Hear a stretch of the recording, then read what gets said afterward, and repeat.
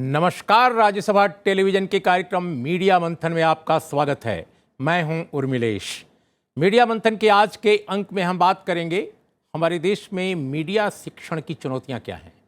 2-2.5 दशक पहले का परिदृश्य देखें तो अपने देश में मीडिया शिक्षण के गिने चुने संस्थान थे। देश के प्रतिष्ठित मीडिया शिक्षण संस्थान Indian institute of mass communication की शुरुआत 7वें दशक में और बेंगलुरु में स्थापित होकर चेन्नई स्थानांतरित होने वाले एशियन कॉलेज ऑफ जर्नलिज्म की शुरुआत 90 के दशक में हुई। मुंबई, पुणे, बेंगलुरु, दिल्ली, नोएडा, गुड़गांव और कोलकाता में भी बारी बारी से कई मीडिया शिक्षण संस्थान खुले। आज हालत यह है कि देश के विभिन्न कोनों में भारी संख्या में मीडिया शिक्षण संस्थान चल रहे हैं। कुछ कॉलेजों या विश्वविद्यालयों में हैं, कुछ एक पत्रकारिता के विश्वविद्यालय भी खुल गए हैं, कुछ व्यापारिक घरानों द्वारा संचालित हैं तो कुछ मीडिया संस्थानों द्वारा शुरू किए गए हैं। इनमें कुछ एक ने बहुत अच्छी कोशिश की है, मीडिया शिक्षण क्षेत्र में उनकी उल्लेखनीय पहल है, लेकिन ज़्यादातर संस्थान मुनाफा कमाने के मकसद से शुरू किए गए और ये मीडिया टीचिंग शॉप्स की तरह चल रहे हैं। 90 दशक के अंत में और नई शताब्दी के शुरुआती वर्षों में निजी टीवी चैनलों के शुरू होने के साथ बाजार में ऐसे मीडिया संस्थानों की बाढ़ सी आ गई। लेकिन जिस तरह आज ज़्यादातर न्यूज़ चैनल व्यावसायिकता और प्रोफेशनल गुणवत्ता के क्षेत्र में गहरे गतिरोध के शिकार हैं, ठीक उसी तरह ज़्यादातर निजी मीडिया शिक्षण संस्थान भी आज मुश्किलों में फंसे हैं। क्या हैं ये मुश्किलें, क्या हैं चुनौतियाँ? ये चुनौतियाँ मीडिया के अंदर की कितनी हैं, कितनी व्यावसायिकता की हैं और कितनी हमारे सोच की हैं? भारत में मीडिया शिक्षण की चुनौतियों पर केंद्रित आज की हमारी चर्चा में भाग ले रहे हैं 4 खास मेहमान। हमारे साथ हैं NR मोहंती साहब, जागरण जो मास कॉम है, मास कम्युनिकेशन का इंस्टीट्यूट है जागरण का, उसके आप निदेशक हैं। हमारे साथ हैं विराज स्वैन। विराज स्वैन न्यूज़ लॉन्ड्री की सलाहकार संपादक हैं। हमारे साथ हैं APJ सत्य विश्वविद्यालय के डीन, जो मास कम्युनिकेशन का वहाँ पर स्कूल है उसके डीन परवेज आलम साहब, लंबे समय तक BBC में वरिष्ठ पत्रकार रहे हैं। हमारे साथ हैं KG Suresh, Indian institute of mass communication के डायरेक्टर जनरल। हम आप चारों मेहमानों का बहुत बहुत स्वागत करते हैं आज की चर्चा में और शुरुआत हम करते हैं परवेज आलम आपसे। मैं ये समझना चाहता हूँ आपसे कि बहुत संक्षेप में अगर हम शुरुआत करें, फिर बाद में विस्तार में जाएंगे। भारत में इस वक्त, क्योंकि आप विदेश में भी रहे हैं, भारत में मीडिया शिक्षण की क्या 2 बड़ी चुनौतियाँ हैं? सबसे बड़ी चुनौती ये है कि एक बड़ी संख्या में इंस्टीट्यूट्स खोले चले जा रहे हैं, लेकिन इस बात का अंदाज़ा किसी को नहीं है, और मैं कह रहा हूँ बार बार, किसी को नहीं है कि उसमें क्या सिलेबस होगा, क्या पढ़ाया जाएगा और किस तरह से पढ़ाया जाएगा, पढ़ाने वाले कौन होंगे और उसके लिए क्या वो ज़रूरी सुविधाएं जो होनी चाहिए। इस सिलसिले में मैं इतना ज़रूर कहूँगा कि ये चिंता भारत में ही नहीं है, बल्कि भारत से बाहर भी लोगों को है कि भारत में पत्रकारिता की हालत कहीं ऐसा ना हो ज़्यादा ख़राब हो जाए। ज़्यादा मैंने इसलिए कहा कि थोड़ी सी ख़राब है भी, और इसलिए ये ज़रूरी है कि कम से कम जो सिलेबस है, करिकुलम है, जो मास कम्युनिकेशन के स्कूल्स हैं, इंस्टीट्यूट्स हैं, उनको थोड़ा स्टैंडर्ड होना चाहिए। इस सिलसिले में मैं ये भी कहूँगा, सेंटर फॉर मीडिया स्टडीज़ ने कई इस सिलसिले में बड़ी बड़ी सबमिट्स की हैं, जिसमें यूके की क्यूकरी नाम की, जो कि जिसकी फंडिंग भी है, वो भी ये देख रहे हैं और हम सब लोग भी देख रहे हैं, जो भी विशेषज्ञ हैं तथाकथित रूप से, कि इसका एक ढंग से एक स्टैंडर्ड करिकुलम होना चाहिए। वो इसी तरह से होना चाहिए, जैसे कि आखिरी बात कहूँगा कि एक डॉक्टर को जब आप पढ़ाते हैं डॉक्टरी के लिए, तो उसको शल्य चिकित्सा भी सिखाते हैं कि पोस्टमार्टम कैसे करेगा और फिर वो डिसेक्शन भी कैसे करेगा। एक पत्रकार आप कैसे बना देंगे अगर वो कभी टीवी स्टूडियो में नहीं घुसा, कभी रेडियो स्टूडियो में नहीं घुसा, कभी उसने अखबार का दफ्तर का मंजर नहीं देखा, वो कैसे रिपोर्टर बन जाएगा? मैं विराज आपसे समझना चाहता हूँ कि अपने देश में ज़्यादातर जो मीडिया संस्थान हैं, हम सबकी बात नहीं कर रहे हैं, लेकिन ज़्यादातर जो हमने एक ओवरऑल एक सर्वे नुमा एक आकलन किया, वे ज़्यादातर 1 साल पढ़ाते हैं। हाँ, कुछ एक डिप्लोमा कराते हैं, मान लीजिए 2 साल डिग्री भी दे देते हैं 2 साल बाद, लेकिन ज़्यादातर 1 साल वाले हैं। अब 1 साल में पत्रकार कोई कैसे बनता है, पत्रकारिता के लिए ज़रूरी जो शिक्षण है, ज़रूरी जो प्रशिक्षण है, क्या संभव है अपने देश में, पहली बात। और दूसरी बात कि अपने यहाँ स्किल पर ज़्यादा ध्यान दिया जा रहा है कि एक कौशल विकास किया जाए एक स्टूडेंट का जब वो दर्ज होता है, एडमिशन लेता है संस्थान में, लेकिन एक उसकी सामाजिकता, उसके इर्द गिर्द के पूरे जीवन समाज के प्रति उसका बोध, यानी कुल मिलाकर एक क्रिटिकल जो समझदारी है, एक आलोचनात्मक समझ और संवेदना जो एक पत्रकार की बुनियादी शर्त है, वो कहाँ से पैदा होगी? आप ये समझना चाहता हूँ। आप स्टार्टिंग में आपने बोला था कि जो पत्रकारी संस्थाएं हैं उनका जो अंतर्विरोध है वो कोर्सेस में और करिकुलम में भी दिखता है। बिल्कुल सही आपने बोला। आई थिंक करिकुलम में, जैसे परवेज़ आलम साहब ने बोला, करिकुलम में क्या होना चाहिए, स्टैंडर्डाइज्ड सिलेबस क्या होना चाहिए, उससे बड़ा बुनियादी सवाल ये है कि पत्रकारिता पब्लिक गुड है, पब्लिक सर्विस है, या फिर एक मेगाफोन है पावर इलीट्स के लिए, पीआर एजेंसी है पावर इलीट्स के लिए। उसी से तय होता है सिलेबस क्या होगा, स्किल होना चाहिए या क्रिटिकल थिंकिंग या वैल्यू होना चाहिए। और मैं 2 एग्जाम्पल दूंगी बहुत जल्दी। ये जो JNU डॉक्टर्ड वीडियो की बात आई, लग रहा था जैसे स्किल बहुत ज़्यादा है, सच को झूठ बना के दिखाने में, स्प्लाइसिंग करने में वीडियो को बहुत स्किल है, लेकिन मॉरल कॉम्पास नहीं था। दूसरा एग्जाम्पल है 2013 में जब मैक्स फिशर, जो डेटा विजुअलाइजेशन जर्नलिज्म के बाप माने जाते हैं, वॉशिंगटन पोस्ट में इन्होंने बताया कि भारत सबसे ज़्यादा रेसिस्ट देश है। हमारे मीडिया हाउसेस ने तुरंत उस पर अपोलोजेटिक पीसेस लिखना शुरू कर दिए। हालांकि अभी कॉन्गो के नागरिक या नाइजीरिया के छात्रों के साथ जो हो रहा है, हम रेसिस्ट हैं ही, लेकिन किसी ने ये सवाल नहीं पूछा कि वो मेथोडोलॉजी और विजुअलाइजेशन के मेथोडोलॉजी में कितनी गलतियां थी, वो क्वेश्चंस कितने गलत थे, जो कोलंबिया जर्नलिज्म ने पूछा, क्योंकि उनको वो क्रिटिकल थिंकिंग बताया गया था। मैं बिरा जाऊंगा आपके यहाँ। मैं केजी सुरेश, चूंकि आप देश के सबसे पहले शुरू किए जाने वाले संस्थान और देश के सबसे उल्लेखनीय, सबसे महत्वपूर्ण संस्थान के आप डायरेक्टर जनरल हैं, मैं ये समझना चाहता हूँ आपसे कि हमारे देश में जो ज़्यादातर इंस्टीट्यूट्स हैं वो स्किल डेवलपमेंट पर ध्यान दे रहे हैं। ठीक है, स्किल डेवलपमेंट बहुत ज़रूरी है, लेकिन एक पत्रकार सबसे पहले एक बेहतर मनुष्य जब तक नहीं बनेगा, एक ज्ञान अर्जित करने वाला मनुष्य, एक ऐसा मनुष्य जो स्थितियों में हस्तक्षेप करे और जिसकी संवेदना, जिसकी समझ आलोचनात्मक भी हो, तो स्किल, कौशल प्राप्त एक श्रमिक बनाम एक संवेदनशील समझ और आलोचनात्मक व्याख्या करने वाला एक मनुष्य, दोनों का जो ये कॉन्ट्रडिक्शन है हमारे यहाँ, वो कैसे आप देखते हैं और क्या ये एक बड़ी समस्या है अपने यहाँ मीडिया शिक्षण में? अगर है तो कैसे, और नहीं है तो कैसे? बिल्कुल उर्मिलेश जी, ये सवाल मैं आपसे उम्मीद कर ही रहा था, और वाकई मुझे लगता है कि आज सबसे सार्थक सवाल ये है। हम लोग इंडस्ट्री रेडी प्रोफेशनल्स तो तैयार कर रहे हैं, but are they society ready? क्या वो हमारे एक विकासशील मुल्क के ज़रूरतों के हिसाब से क्या हम तैयार कर रहे हैं? हमने टेक्नोलॉजिकली तो हमने उनको अपग्रेड कर दिया, लेकिन उनके अंदर वो संवेदनाएं जो हमारे एक विकासशील मुल्क में होने चाहिए, वो उनमें है या नहीं?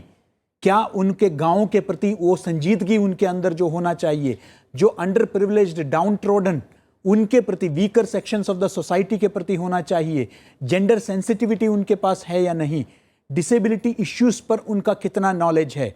याद रखें, मैं पोस्ट ग्रेजुएट कोर्सेज चलाता हूँ, वहाँ मुझे अलग अलग स्ट्रीम से बच्चे आते हैं, कोई मैनेजमेंट से आता है तो कोई बीटेक से आता है, कोई और किसी कोर्स से। उनको ह्यूमैनिटीज से कईयों को कोई संबंध नहीं रहा है।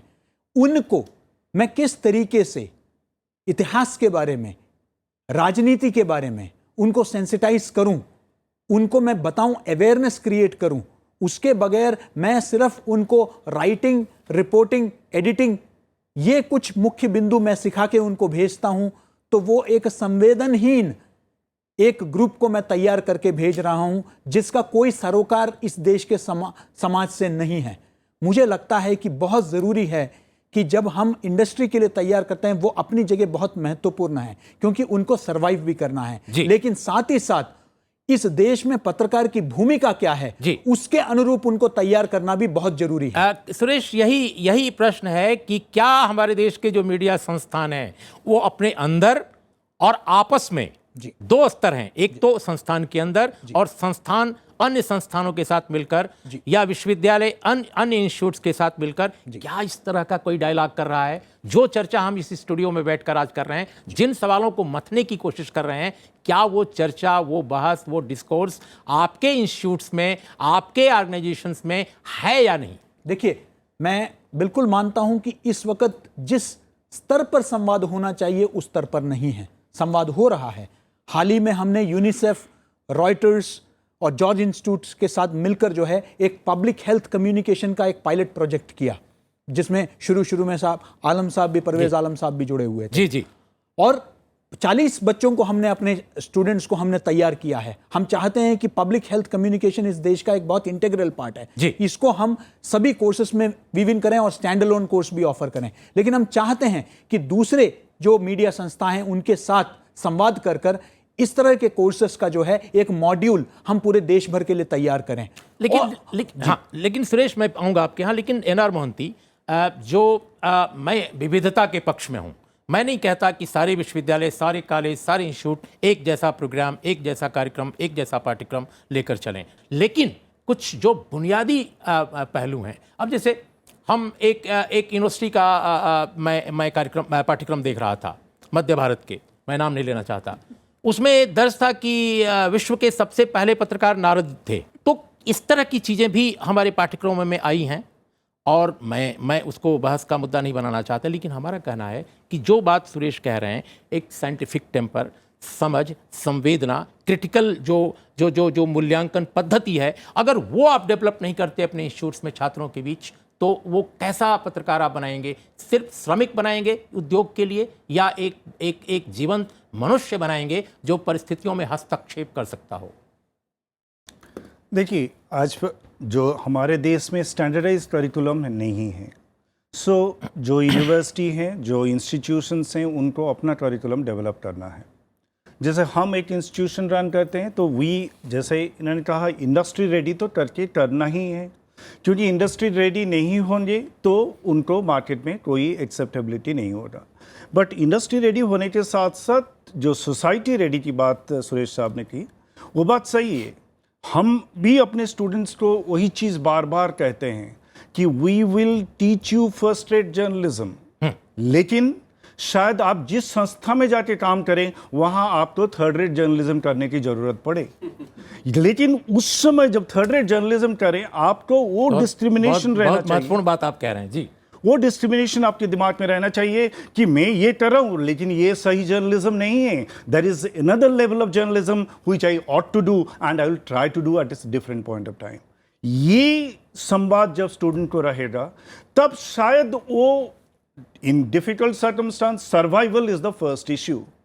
हमारे पास कोई आइडियलिज्म का कोई मतलब नहीं है जब आप सर्वाइव नहीं करते हैं। तो सर्वाइवल के लिए थर्ड रेट या 10th रेट जर्नलिज्म करना पड़ेगा, बट हम उसके लिए कोशिश करेंगे कि हम फर्स्ट रेट जर्नलिज्म के लायक बने। बिल्कुल, एक छोटा सा जवाब चाहिए एक छोटे से सवाल का, कि क्या ये जो आप कह रहे हैं, इस तरह के इश्यूज को लेकर मीडिया उद्योग और मीडिया शिक्षण के जो संस्थान हैं उनके बीच क्या कोई डायलॉग है, कोई संवाद है, कोई डिस्कोर्स के लेवल पर एक रूपता दिखती है बातचीत की? कोई ऐसा मैकेनिज्म है आप लोगों के बीच? देखिए, मीडिया उद्योग को तो केवल इंडस्ट्री रेडी पीपल चाहिए। आपके क्या वैल्यू सिस्टम हैं, क्या उसके कोई चर्चा नहीं होती जी। आपको एक ट्रेनिंग, आपको एक असाइनमेंट दिया जाता है। असाइनमेंट में दो चीज ज्यादा है, आउटपुट आपका क्वालिटी क्या है और स्पीड क्या है। ये क्वालिटी एंड स्पीड आप दिखाइए तो यू गेट द जॉब। मैं मोहंती की इस टिप्पणी के साथ एक छोटा अंतराल अभी लेता हूं, और अंतराल के बाद जब हम लौटेंगे तो हम इस प्रश्न को और इससे जुड़े अन्य पहलुओं को भी अपनी चर्चा में लाने की कोशिश करेंगे। एक अंतराल।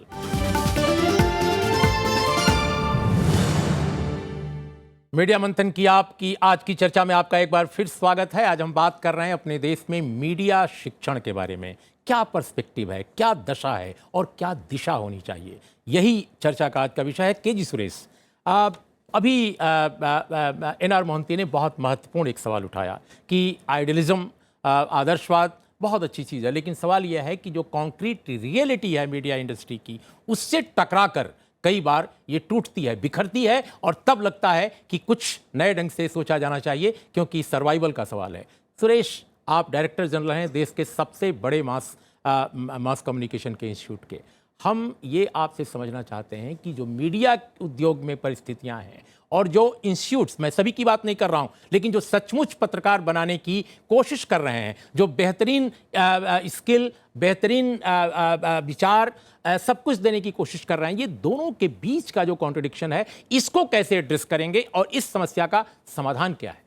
देखिए, मैं पूरी तरह आपसे सहमत हूँ।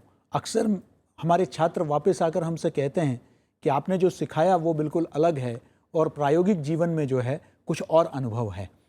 जबकि हमारा प्रयास रहता है कि इंडस्ट्री के लोगों को हम लगातार इन्वॉल्व करें इस पूरे प्रशिक्षण में।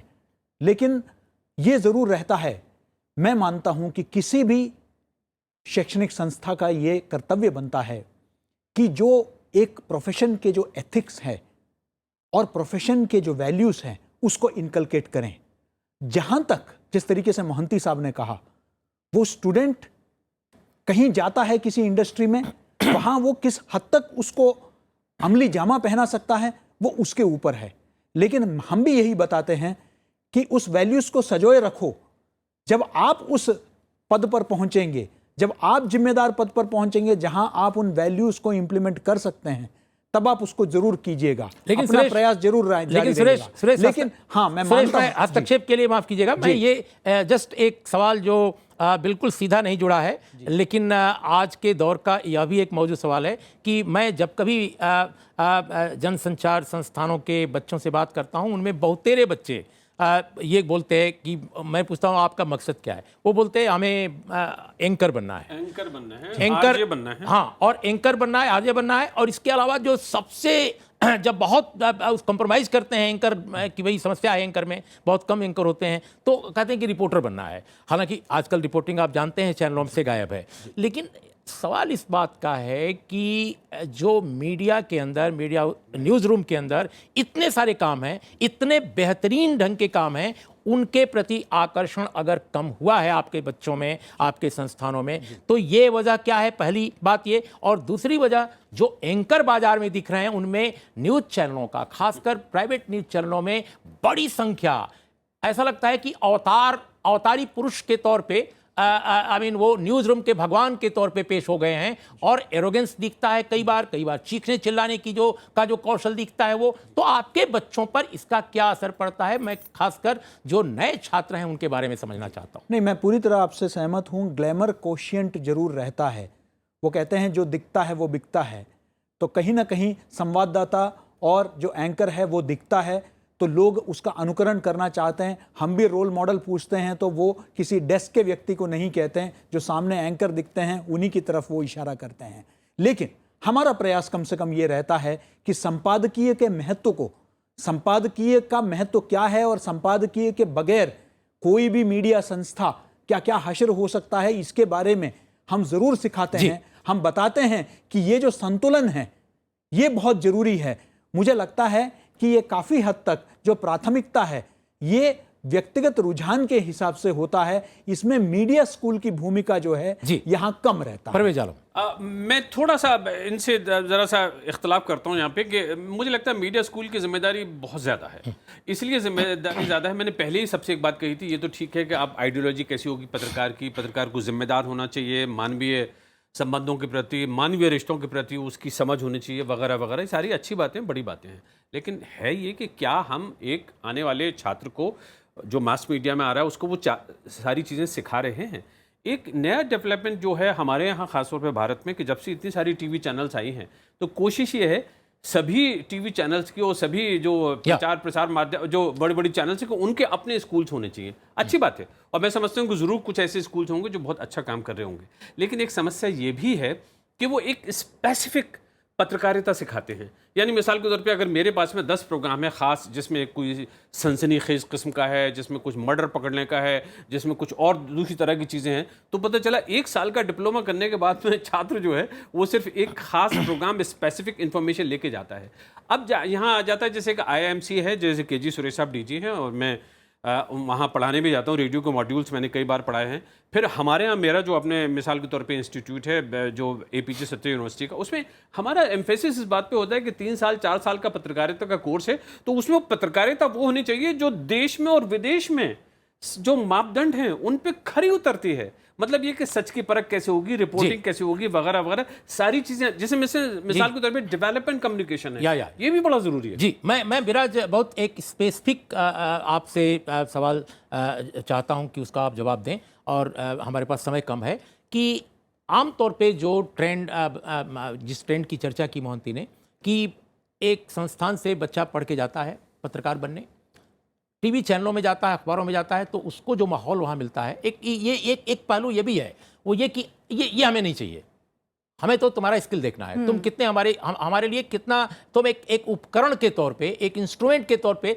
तुम हमारे लिए काम करो, और वो तुम में अगर नहीं है तो हम तुम्हारे इस विचारशीलता का, तुम यूरोप को जानते हो, अमेरिका को जानते हो, तुम बीबीसी को जानते हो, तुम दुनिया भर के बारे में जानते हो, हमें इससे कोई मतलब नहीं है। तुम्हारे अंदर वो स्किल जो मुझे चाहिए, लिमिटेड, जो तुम औजार की तरह काम कर सको, हमें तो उससे मतलब है। ये एक पहलू को कैसे आप समझते हैं और इसको कैसे एड्रेस किया जाए? इस सवाल का ये जवाब है कि जो cookie cutter workers, unthinking workers हम पैदा करेंगे, इसी से जर्नलिज्म का ये हश्र होगा कि ये पब्लिक सर्विस या पब्लिक गुड या हाशिए पे रहने वाले इनविजिबल लोगों की आवाज़ बनने के बजाय एक पावर इलीट्स का फेस बन जाएगा। लेकिन आपने इससे पहले बहुत ही बढ़िया सवाल उठाया था कि क्या एंकर ही अवतरित पुरुष एक ही नौकरी होती है या कुछ नहीं होता। इस साल प्यूलिट्जर प्राइज में 6 वॉशिंगटन पोस्ट के स्टोरीज को मिले हैं, जिनमें एक रिसर्च एसोसिएट को भी माना गया है।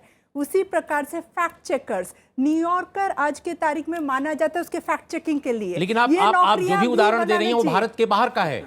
तो ये यहाँ अवार्ड जो देने वाली संस्थाएं हैं उनमें भी किसी रिसर्चर का नाम कभी दर्ज नहीं होता, नहीं, एंट्री ही नहीं आती। हमारे जर्नलिज्म स्कूल्स को ये फैक्ट चेकर, ये रिसर्च एसोसिएट को भी उतना ही सेलिब्रेट करना पड़ेगा, उतने ही केस स्टडीज बनाने पड़ेंगे। एनआर मोहंती, आप कैसे देखते हैं इस पहलू को? हमारा ये कोशिश रहता है कि स्किल्स तो जानना जरूरी है, क्योंकि नौकरी की सवाल उसके बगैर उसके साथ साथ एक स्पेसिफिक एस्पेक्ट पे हम फोकस करते हैं, वो है investigative journalism.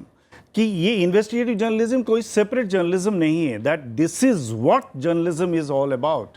Without investigation stenography journalism नहीं है।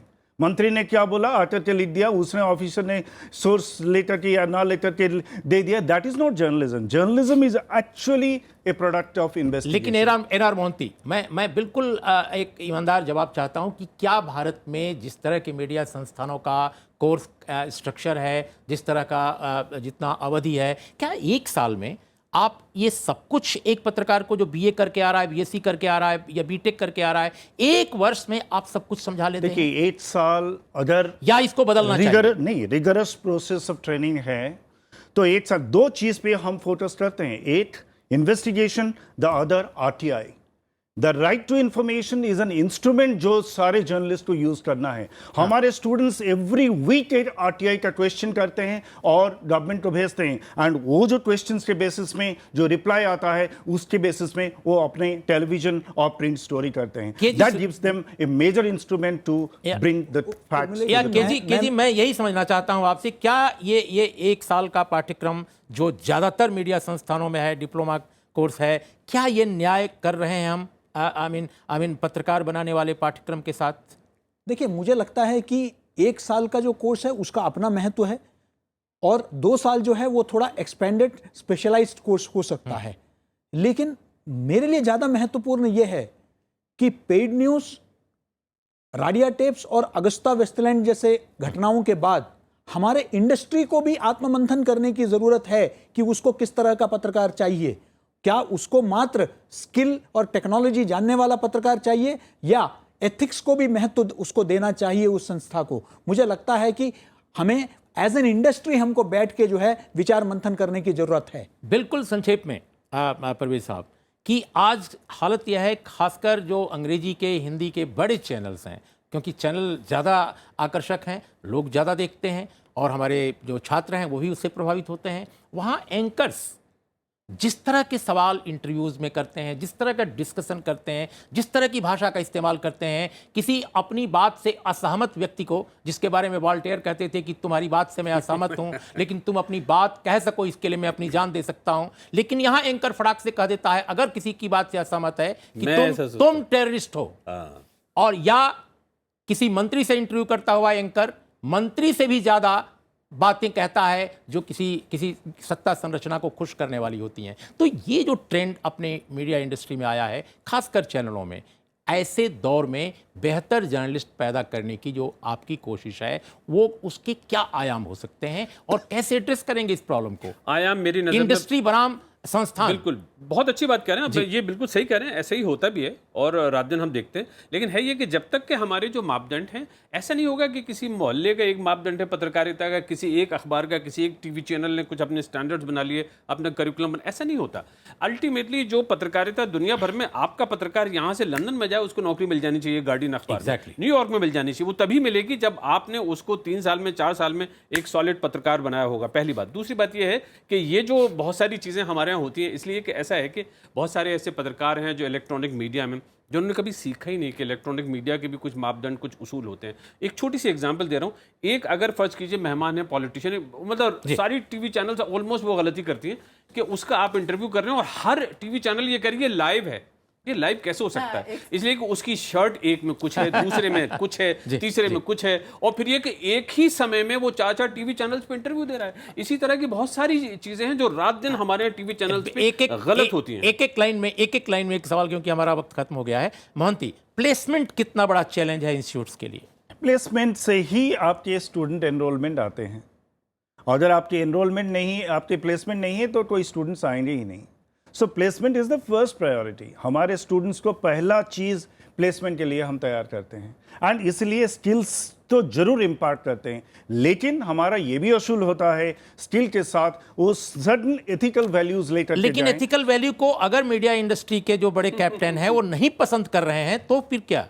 लेकिन उसको अपने साथ, उनके अगर बैक ऑफ माइंड में रहे जी कि एथिकल जर्नलिज्म क्या है, so they will be able to practise it better. 10वें दर्जे का पत्रकार बनने के लिए भी उसको तैयार रहना चाहिए। केजी सुरेश, यही सवाल मैं आपसे करता हूं बिल्कुल एक लाइन में। प्लेसमेंट कितना बड़ा चैलेंज है, आप लोग कैसे हल कर रहे हैं? मीडिया इंडस्ट्री और मीडिया संस्थानों के बीच संवाद क्यों नहीं टूट रहा है? सौभाग्य से हमारे यहाँ इस साल जो है लगभग 100% प्लेसमेंट हुआ। मैं आपकी बात नहीं कर रहा हूं, मैं जानता हूं आपके यहाँ 90 से लेकर 100% प्लेसमेंट है, ये मुझे मालूम है। लेकिन बहुत सारे संस्थान जहां एडमिशन की सीटें 50 थी, 30,000 एप्लीकेशन आते थे, वहां पर अब एप्लीकेशन आने कम हो गए हैं, बेहद कम हो गए हैं। सीट के आसपास एप्लीकेशन हो इतना समझ लिए। मैं एक छोटी सी बात ये कहूंगा उसमें जी, मेरा ये मानना है कि देखिए एक स्टैंडर्डाइजेशन तो इंडस्ट्री में होना चाहिए, और इंडस्ट्री में जो संगठन है पत्रकारों के, उसके संगठन के बीच में, और जो इंडस्ट्री है और एकेडमिया, इन तीनों का एक डायलॉग की जरूरत है, ताकि इंडस्ट्री में भले हम उसमें गवर्नमेंट रेगुलेशन पर हम विचार कर सकते हैं, लेकिन इंडस्ट्री में एक स्टैंडर्डाइजेशन और एक लगभग एक यूनिफॉर्मिटी अगर हमारा आ जाता है डाइवर्सिटी के साथ, उस यूनिफॉर्मिटी को हमने रखें तो करिकुलम में अगर कॉमनैलिटी है तो उसका फायदा जरूर छात्रों को मिलेगा। बहुत बहुत धन्यवाद केजी सुरेश। हमारा सर हमारा समय जरूर सुन लीजिए। हादसा शहर में कोई भी ऐसा ना हुआ, ये तो अखबार के दफ्तर की खबर लगती है। तो इन्हीं शब्दों के साथ आज की चर्चा का हम समापन करते हैं। आप चारों लोगों का बहुत बहुत धन्यवाद। और जो बात उठी है और जो केजी सुरेश ने कही अंत में, मैं समझता हूं कि वो एक बहुत ज़रूरी पहल है जो अभी तक बहुत सार्थक ढंग से, बहुत ही ऑर्गेनाइज्ड वे में, संगठित ढंग से नहीं हो पा रही है कि कैसे मीडिया उद्योग और मीडिया शिक्षण के जो संस्थान हैं उनके बीच डायलॉग कैसे हो, कैसे एक दूसरे से तालमेल करके वो बेहतर ढंग से इसकी दशा और दिशा को बदल सकें। नमस्कार, देखते रहिए राज्यसभा टेलीविज़न।